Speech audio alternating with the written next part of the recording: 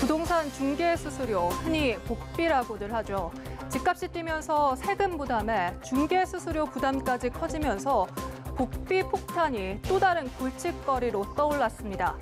빚까지 내서 겨우 집을 산 사람들의 불만이 이어지자 이 복비 체계를 손봐야 한다는 목소리가 나오고 있습니다. 오늘의 그래픽 뉴스, 부동산 중개 수수료 개편입니다. 부동산 중개 수수료, 토지나 주택의 매매나 임대차 계약을 중개한 대가로 받는 돈을 말합니다.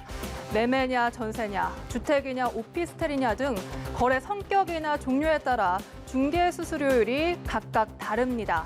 그 상한선은 지방자치단체 조례를 통해 정하는 만큼 지역에 따른 차이도 있는데요. 8월 말 현재 17개 광역시도의 중개 수수료 요율은 모두 같은 것으로 파악됩니다. 중개 수수료율은 부동산 거래 금액에 따라 일정한 비율로 이렇게 나뉘게 됩니다. 서울의 경우 2억 원에서 6억 원의 주택을 매입하면 거래 금액의 0.4% 이내, 또 6억 원 이상에서 9억 원까지는 0.5% 이내에서 중개 수수료율을 내야 합니다.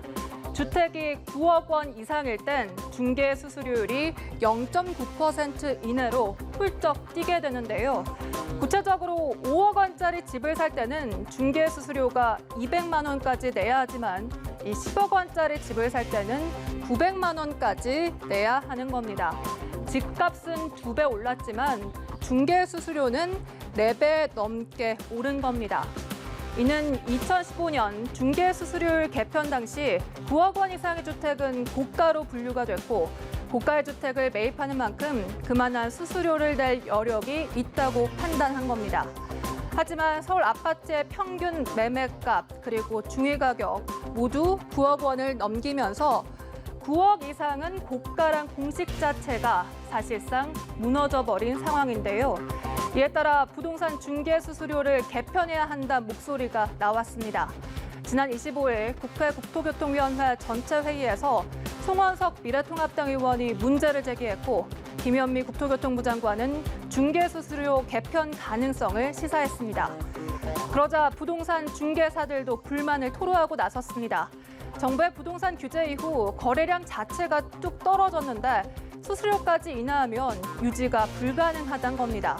또 수수료가 정찰 금액이 아니라 상한 요율이란 점에서 거래 금액이 일정 수준을 넘어가면 이 정해진 요율에 훨씬 미치지 못하는 수수료를 받는 만큼 중개 수수료 개편은 필요가 없다는 입장인데요.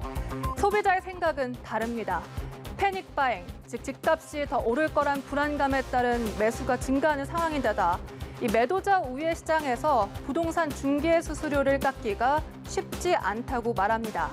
실제로 국토연구원에 따르면 서울 부동산 시장의 소비자 심리지수 지난 4월을 기점으로 이렇게 급증하는 추세를 보이고 있는데요.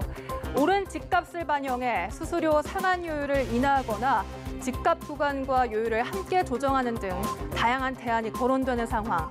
하지만 부동산 업계의 반발이 거셀 것으로 예상돼 이런 논의가 현실화될 수 있을지는 두고 봐야 할 것으로 보입니다. 지금까지 그래픽 뉴스였습니다.